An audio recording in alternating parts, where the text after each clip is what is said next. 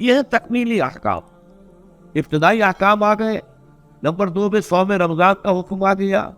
Number 3 پر ہوا کیا تھا کہ جب روزوں کا حکم دیا گیا تو چونکہ بساط آپ نے رکھی تھی یہود کی کہ یہود جو ہے عاشورہ کا روزہ رکھتے ہیں تو آپ بھی کیوں نہ رکھیں, تو دربارہ تو بھی رکھو.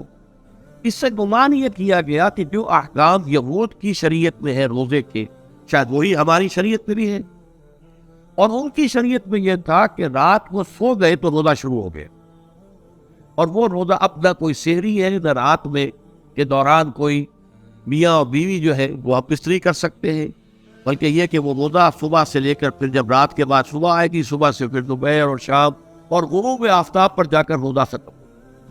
گویا کہ کم و بیش 20 گھنٹے کا روزہ یا 21 گھنٹے کا روزہ, کیونکہ اگر غروب آفتاب کے 3 گھنٹے کے بعد آدمی سو گیا تو وہاں سے جو روزہ شروع ہوا ہے تو غروب آفتاب پر اگلے روز جو ہے وہ ختم ہوگا, تو ہو جائے گا 20-21 گھنٹے کا روزہ. یہ روزے کا حکم لوگوں نے سمجھا, اس کی صراحت کوئی نہیں تھی, لیکن لوگ جو ہے کیونکہ صراحت منفی بھی نہیں تھی مثبت بھی نہیں تھی, لہذا وہ رات کے وقت میں جب دن ہوتے تھے روزوں کے, ان کی راتوں میں وہ اپنی جو بھی ایک طبعی ضرورت ہے جو ہم بستری ہے میاں اور بیوی کی, شوہر اور بیوی کی, وہ کر گزرتے تھے. جذبات کے اندر جو بھی اس وقت ان کی احتیاط ہوئی, دل میں کھٹک رہتی تھی کہ پتہ نہیں ہم نے یہ صحیح کام کیا نہیں کیا, غلط کیا. اس سے یہ کہ ظاہر بات ہے کہ پھر قرآن مجید اسے قرار دے رہا ہے اپنے آپ سے خیانت کر. جب انسان اپنے ضمیر کے خلاف کوئی بات کر رہا ہو تو چاہے وہ بات صحیح ہے لیکن وہ اسے گناہ سمجھ کے کر رہا ہے, اس نے تو گناہ کیا, وہ اپنے آپ سے تو خیانت کر رہا ہے. ایک شخص ہے وہ بکری کا گوشت کھا رہا ہے لیکن سمجھتا یہ کہ یہ سور کا گوشت ہے, اس نے تو سور ہی کا کھایا نا, اس نے بکری کا تو نہیں کھایا, لیکن اس نے سمجھا یہ کہ یہ سور کا گوشت کھا رہا ہے. اس حوالے سے دغدغہ سا دل میں رہتا تھا, پریشانی. تو اب تو یہ 5ویں آیت ہے, طویل ترین آیت ہے اس سلسلے کی, اس میں روزے کے تکمیلی احکامات ہیں جو ابدی ہے, آج تک قائم ہے اور قیامت تک قائم رہے گی. فرمایا احل لکم لیلۃ الصیام الرفث الی نسائکم, اے مسلمانوں روزے کی راتوں میں تمہارے لیے حلال کر دیا گیا ہے اپنی بیویوں سے اپنی خواہش کا پورا کرنا. رفث الی نسائکم ہن لباس لکم وانتم لباس لہن, وہ تمہارے لیے بمنزلہ لباس ہیں, جیسے لباس کے اور انسان کے بدن کے درمیان کوئی حجاب نہیں, ایسے ہی شوہر اور بیوی کے درمیان بھی کوئی حجاب نہیں رہتا. ہن لباس لکم وانتم لباس لہن, اور ویسے بھی ایک معنی میں کہ جیسے لباس آپ کو گرمی کی شدت سے بچاتا ہے, ورنہ ہو سکتا ہے کہ تیز دھوپ میں عورت میں ہوتی تھی تو آپ کی کھالوں کو جلا دے, تو یہ حفاظت کا ایک ذریعہ ہے. اسی طریقے سے شوہر کے لیے بیوی اپنی عفت و عصمت کو برقرار رکھنے کے لیے ایک ذریعہ ہے کہ کہیں حرام میں منہ نہ مارے, بیوی موجود ہے, حلال ذریعے سے اپنی خواہش پوری کرے.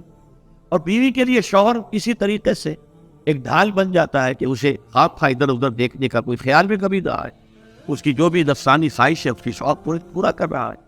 اس اعتبار سے بھی ہن لباس لکم وانتم لباس لہن علم اللہ انکم کنتم تختانون انفسکم, اللہ کے علم میں ہے کہ تم اپنے آپ سے خیانت کر رہے تھے. اس کی وضاحت میں پہلے کر چکا ہوں کہ دل میں یہ دغدغہ تھا کہ یہ حرام کام کر رہے تھے, یہ گویا کہ اپنے آپ سے خیانت, اللہ سے بغاوت نہیں تھی. کیوں کہ اللہ تعالیٰ کی طرف سے تو حکم تمہیں معلوم تھا ہی نہیں ابھی, آیا اس کی اجازت ہے یا نہیں ہے, لیکن اپنے آپ سے تو خیانت کر رہے ہو. تم یہ سمجھ رہے تھے کہ یہ نہیں ہونا چاہیے, یہ گویا کہ ممنوع ہے اور کر رہے تھے, تو اس کو کہا کہ تم اپنے آپ سے خیانت کر رہے تھے.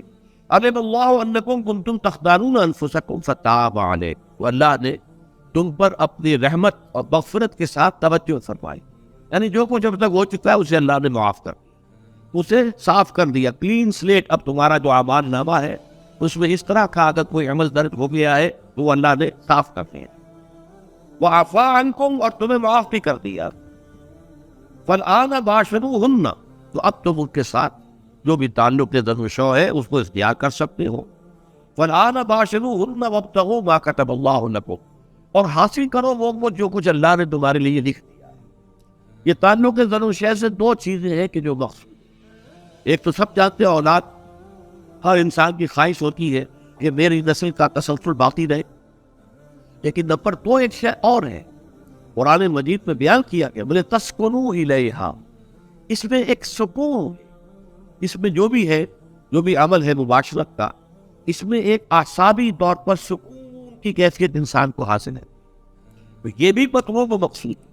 تو ما کتب اللہ لکم، تمہارے لیے اللہ نے اس میں ایک تو اولاد کا موقع رکھ دیا ہے، اور ایک تمہارے لیے سکون، لتسکنوا الیہ، تاکہ تم ان کی طرف توجہ کر کے سکون حاصل کرو.